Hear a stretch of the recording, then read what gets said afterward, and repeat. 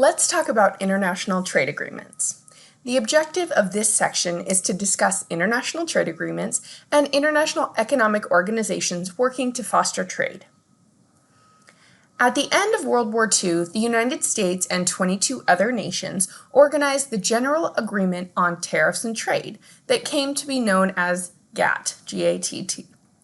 GATT is an international trade organization of 164 nations dedicated to reducing or eliminating tariffs and other barriers to world trade. GATT has sponsored several rounds of negotiations to reduce trade restrictions, including the following. The Kennedy Round, 1964 to 1966. In 1962, the U.S. Congress passed the Trade Expansion Act. This law gave President Kennedy the authority to negotiate reciprocal trade agreements that could reduce U.S. tariffs by as much as 50%. The Tokyo Round, 1973 to 1979. In 1973, the representatives of approximately 100 nations gathered in Tokyo for another round of GATT negotiations, the Tokyo Round, which was completed in 1979.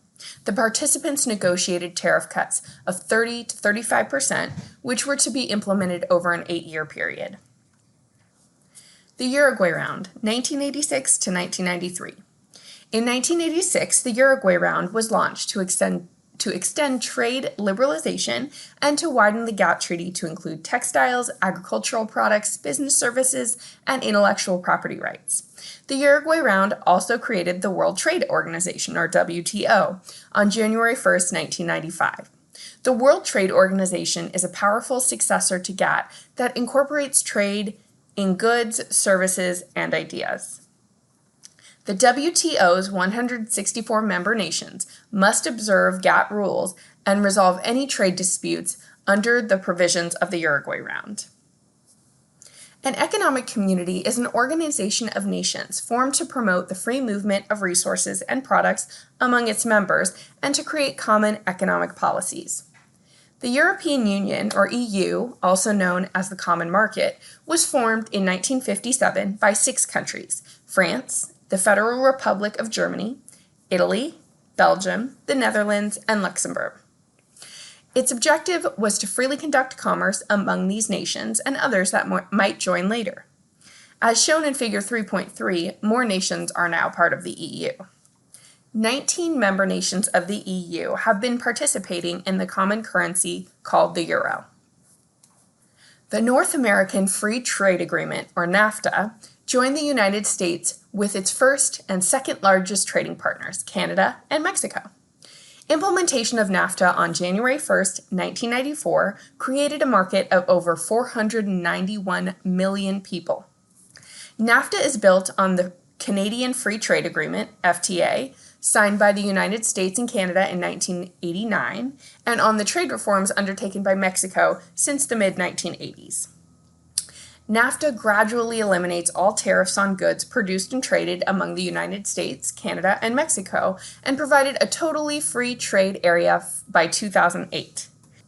Critics maintain that NAFTA has not achieved its goals, has resulted in job losses, hurt workers by eroding labor standards and lowering wages, undermines national sovereignty and independence, does nothing to help the environment, and hurts the agriculture sector. In 2017, President Trump was committed to renegotiate NAFTA. He was quoted, "If our partners refuse a negotiation that gives American workers a fair deal, then the president will give notice of the United States' intent to withdraw from NAFTA." Proponents claim that NAFTA has contributed to significant increases in trade and investment, has benefited companies in all 3 countries, has resulted in increased sales, new partnerships, and new opportunities, has created high-paying export-related jobs, and has resulted in better prices and selection in consumer goods. The Central American Free Trade Agreement, or CAFTA, was created in 2003 by the United States and 4 Central American countries: El Salvador, Guatemala, Honduras, and Nicaragua. It became CAFTA-DR when the Dominican Republic joined in 2007. Costa Rica joined on January 1, 2009. CAFTA-DR creates the third largest export market in Latin America. The Association of Southeast Asian Nations, or ASEAN, was established in 1967 to promote political, economic, and social cooperation among its members. Currently, ASEAN's 10 member countries represent America's fifth largest trading partner. The Commonwealth of Independent States, or CIS, was established as an association of 11 republics of the former Soviet Union. The Trans-Pacific Partnership, or TPP, is a partnership of 9 countries: Australia, Brunei, Chile, Malaysia, New Zealand, Peru, Singapore, Vietnam, and the US. This partnership will boost economies of the member countries, lower barriers to trade and investment, increase exports, and create more jobs. During his presidential campaign, President Trump had threatened to withdraw from the Trans-Pacific Partnership and make certain that any new trade deals are in the interest of American workers. Indeed, on January 23, 2017, President Trump signed an executive memo ordering the U.S. to withdraw from the Trans-Pacific Partnership Agreement and related negotiations.